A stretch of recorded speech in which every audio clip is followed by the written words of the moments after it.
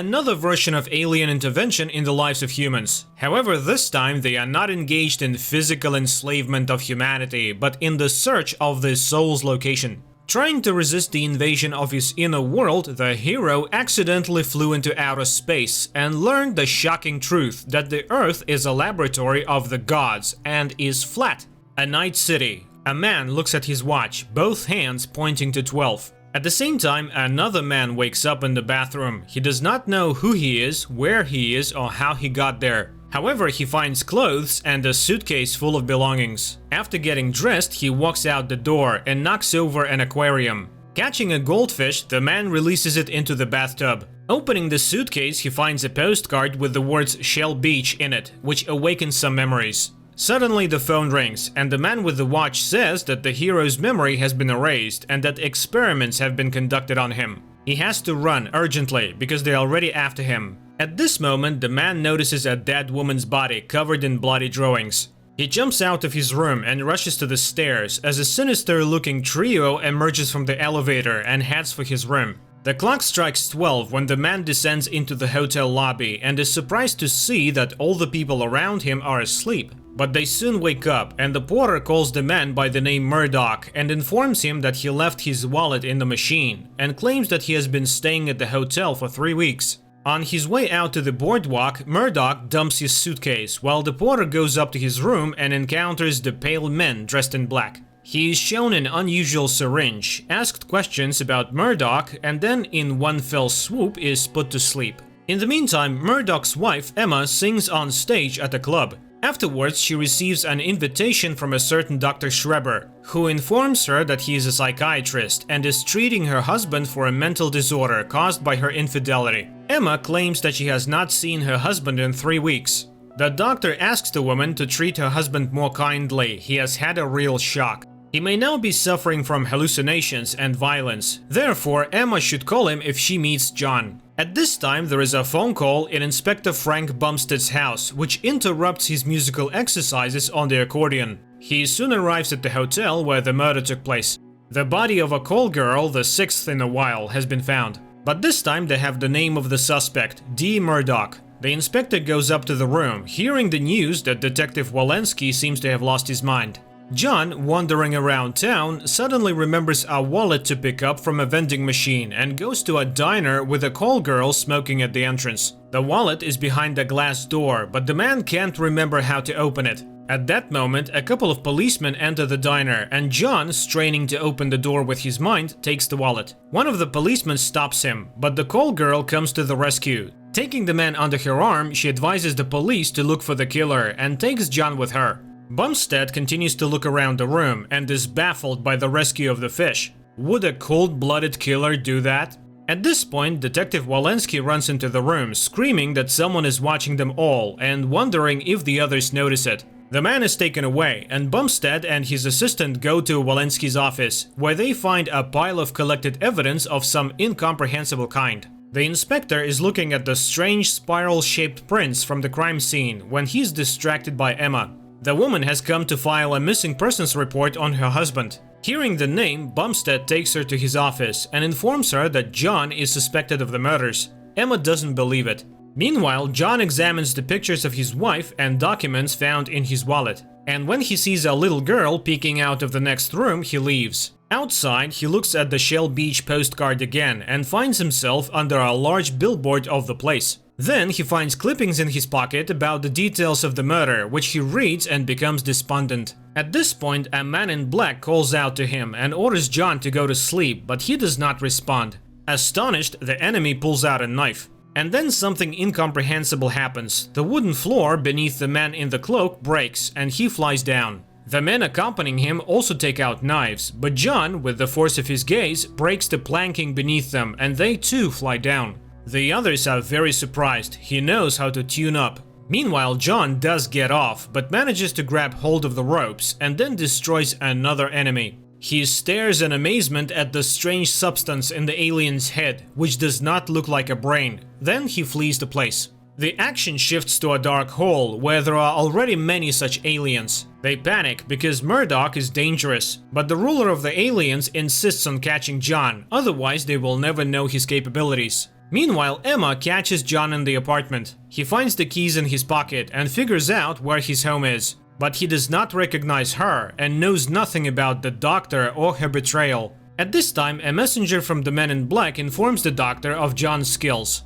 Emma informs her husband that the police are looking for him, at which point Bumstead bursts into the apartment. John tries to tell him everything, but seeing the policeman's distrust, runs away, losing Dr. Schreber's business card. John gets into a cab and asks for a ride to Shell Beach. The driver tells him that he spent his honeymoon there, but how to get there he can't remember. Meanwhile, John tracks down the doctor, and the policeman goes to see Walensky, who draws spirals on all the surfaces of the room. He tells Bumstead that he is trying to remember something from the past and can't. His wife is not his wife at all, and everything around here is a big hoax. John follows Dr. Schreber and sees an entrance door appear out of nowhere on a blank wall. The doctor enters the door, after which it disappears again. In the dungeon where Schreber descends, work is in progress. The Men in Black sort through all sorts of evidence of human life: diaries, photo albums, documents, and other personal things. Schreber receives a jar of smells that may awaken memories and mixes everything in one flask: fragments of an unhappy childhood, a bit of teenage rebellion, and finally the tragic death of a family. He is interrupted by the governor. Why doesn't Murdoch fall asleep like the others during the tuning? After all, it takes several lifetimes to gain their abilities. The moment of attunement arrives, 12 o'clock strikes, and all the people in town pass out. Except John. He rushes through the streets trying to wake someone up, but all in vain. A huge tuning machine comes into action, and before John's eyes, the city changes its outlines. Houses grow or fall, changing shape and content. The door appears in the wall again, and John watches the group that appears, carrying emotionless bodies. The people are carried to different places, and the doctor injects them all in the forehead. From a couple of laborers, the aliens make a rich family, turning the slum house into a luxurious mansion. John catches the doctor as soon as he is alone and tries to beat a confession out of him,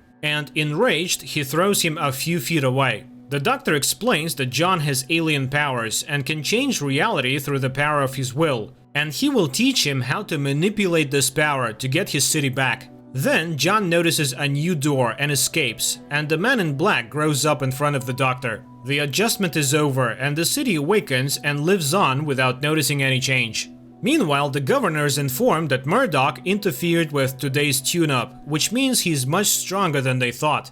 And to catch Murdoch, one of them takes in all his memories, which Schreber has manufactured. And John himself rereads the card again and suddenly remembers the name, Carl Harris. He finds his address in a telephone book. A newspaper clerk, whom John recognizes as the erstwhile porter, advises him to take the subway there. At this time, the Men in Black burst into the house of the call girl who had Murdoch. On the subway, John studies the traffic pattern and, finding Shell Beach, heads for the right branch. The Men in Black do not get what they want from the girl. She does not know where John is, and one of them stays behind to finish the job.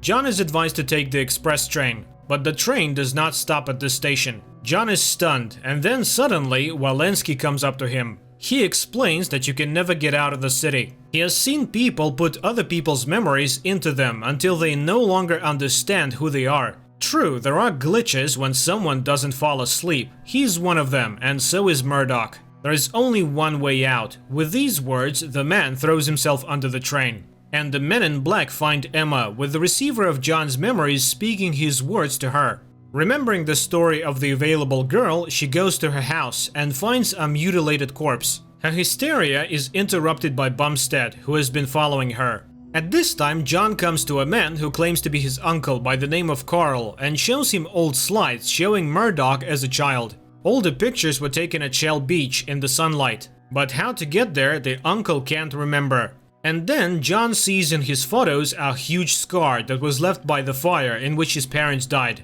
But Murdoch himself has no such scar, which means it's someone else's story again. Meanwhile, Bumstead calls in experts, and Emma finds the daughter of the deceased, who was hiding under a table and saw what really happened in the room. Later, Emma sees a beautiful accordion in the inspector's car. The man says it was a gift from his late mother, but how he got the gift he does not remember. John tries to understand what time of day it is. Why is it always dark? He finds his sketchbook, in which, according to his uncle, he always drew something, but it's blank, which again raises questions. It's the tune-up time, when Uncle Carl calls Emma and she and Bumstead rush to his address while John leaves. But then 12 strikes and everyone but John passes out.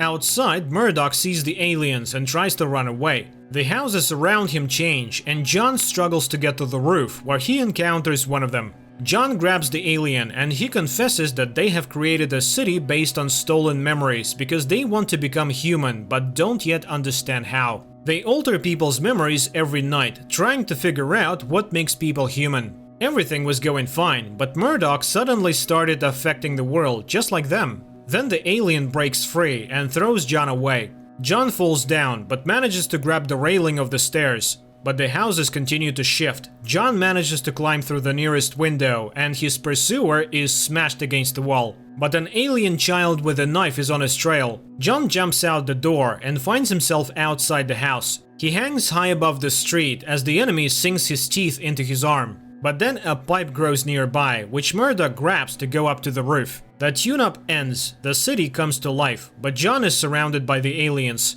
And then he is picked up by the inspector's car, which brings him to prison. He is trying to prove to Bumstead that the woman was alive when he left, and is amazed to see the drawings of fish and sea in his sketchbook. John asks questions too, but Bumstead can't remember how to get to Shell Beach either, nor can he remember when he saw the sun. John lifts the sketchbook into the air with the force of his gaze. How can this be explained? Later, Emma comes on a date and apologizes again for cheating, but her husband says that none of this ever happened. The woman admits that sometimes she feels that she does not know him at all, but nevertheless she loves him. John breaks the glass between them with his mind and kisses the woman. At this time, the aliens come to the prison and put everyone to sleep, but Murdoch is not in his cell. Freed by Bumstead, he goes to the doctor, and the doctor tells him the truth. They are all victims of an experiment. He has prepared a syringe, and if John receives the injection, he will know the whole truth. But then the inspector intervenes and offers to go to the ocean.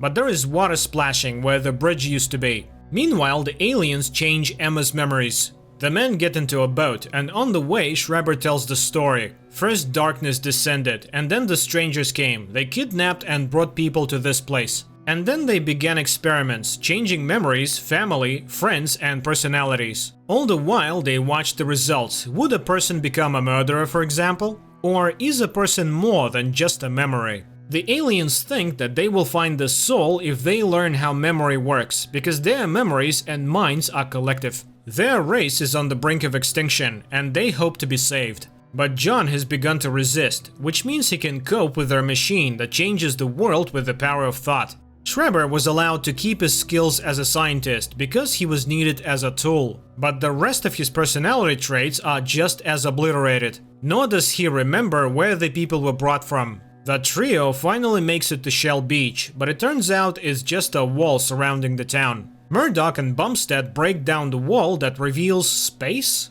The stunned men are hailed by the aliens. Now they know the truth. The inspector starts a fight with one of them, and the pair fall through the opening. It becomes apparent that the town is located on a flat platform flying in outer space. John is ready to fight, but sees Emma in the hands of the enemy and surrenders at the mercy of the victor. He obeys the orders, falls asleep, and finds himself surrounded by aliens who demand to kill him. But the aliens' ruler urges them to merge their minds with his. Perhaps this will help them become human. And then the doctor intervenes, injecting his own memories instead of injecting the collective memory. The doctor puts himself into them to tell him the whole truth about the strangers. John remembers everything and wins because he can handle the alien machine. John comes to his senses and the aliens scatter in terror at the sight of him. The ruler enters the duel. Space itself plummets between them. Walls fly apart. Aliens die, but no one can win. The battle breaks out. The city begins to burn, and the two opponents take to the air, continuing the fight. And then the alien throws a dagger at John, and it almost reaches its target. But at Murdoch's mental command, it turns around and strikes the ruler himself. The apocalypse ends, and the doctor congratulates John on his victory. He now controls their machine. True, Emma is no longer the Emma. Her memory has been altered, and the laboratory has been destroyed. But now, John has the opportunity to create his own world, which is what he does. He adds water and turns the flying disc toward the sun. Anna wakes up in the checkout room, gets dressed and takes the bus to Shell Beach. and John finds the alien who has taken his memory. He dies and wants to find out what it's like to feel after all. And John regrets it, they were looking in the wrong place. The sun rises over the city. Murdoch opens the door and sees the ocean and a girl on the pier. This time her name is Anna and she has very different memories, but they go to Shell Beach together. Overall, the movie is pretty good, both in its basic idea and in its execution. It's twisted, mysterious, and dark.